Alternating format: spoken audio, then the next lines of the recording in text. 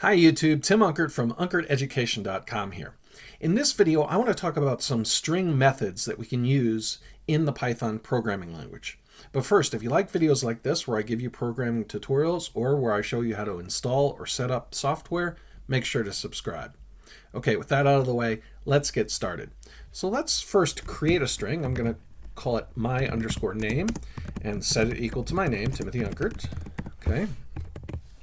And what I want to do is show some different formatting methods for strings.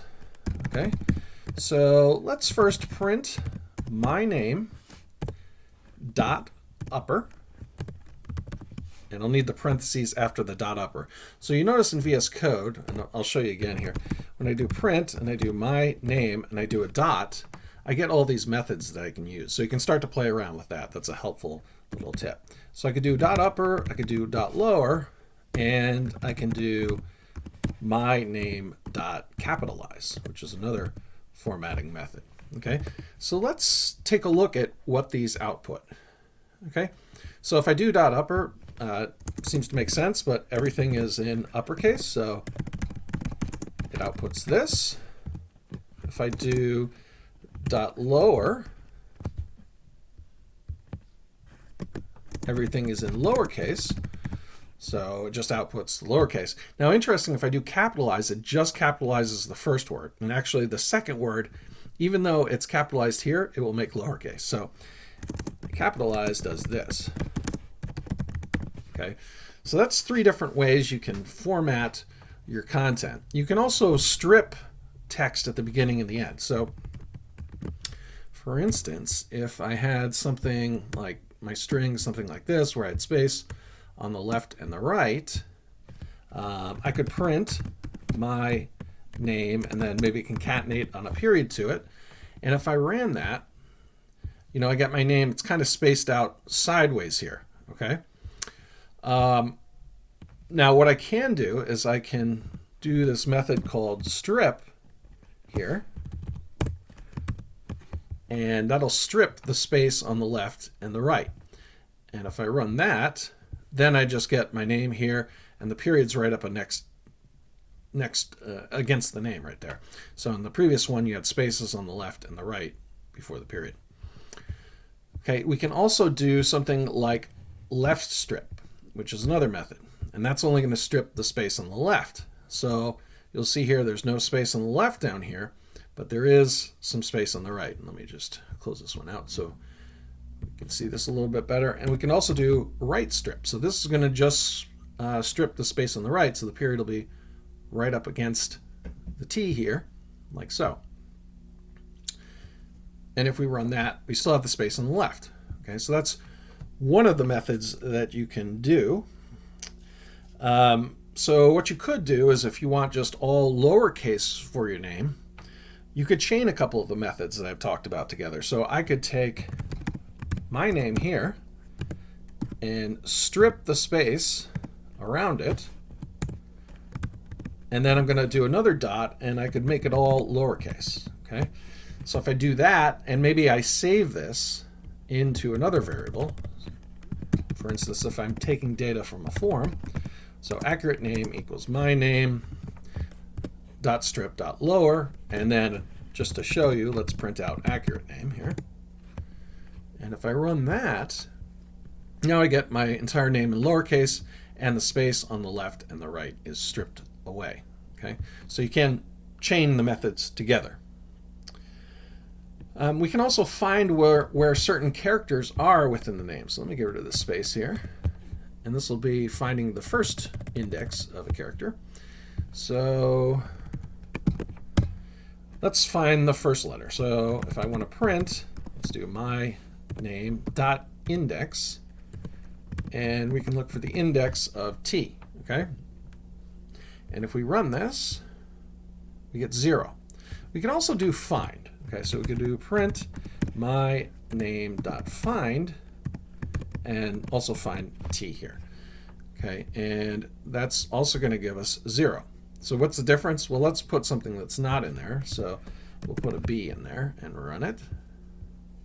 And for find, we get a -1. Okay, so that the -1 means the character or the substring isn't in there. Let's put a B in here and let's run it. And with index, if we don't have the character in there, we get an error. So this one yields an error, and it's a value error. Okay, and this one just gives you -1, meaning that the string is not in there. So that's the difference between index and find.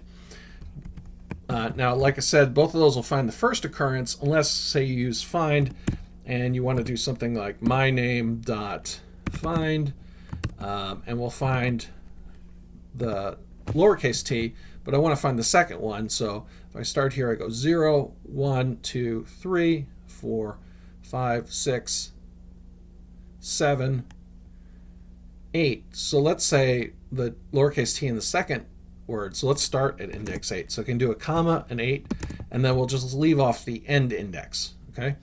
And if I do that and run it, well, I don't get anything because I haven't printed it out or saved it to a variable. So let's do that. So let's print that out. And now I'm going to get the value 13. Okay? Because we have 8, 9, 10, 11, 12, index 13 is where that second t is. All right. We can also count the occurrences of a certain letter. So let's count how many t's we have. So we should get 2 here.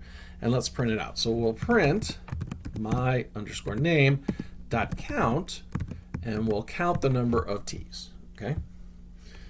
And if we do that and run it, we get 2 because there's 2 t's. Now let's do print myname.count, and we'll count a substring Billy. And we shouldn't have any substring Billy. So what do we get here? We get 0. Okay, so there's 0 occurrences of this, and there's 2 occurrences of this. Makes sense, right? So that's count. We can also replace part of a string. So let's go down here.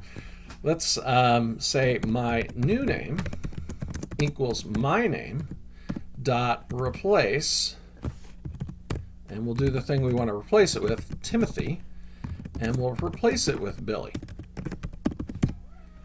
Okay, and now let's print my new name dot count, and let's count the number of Billys.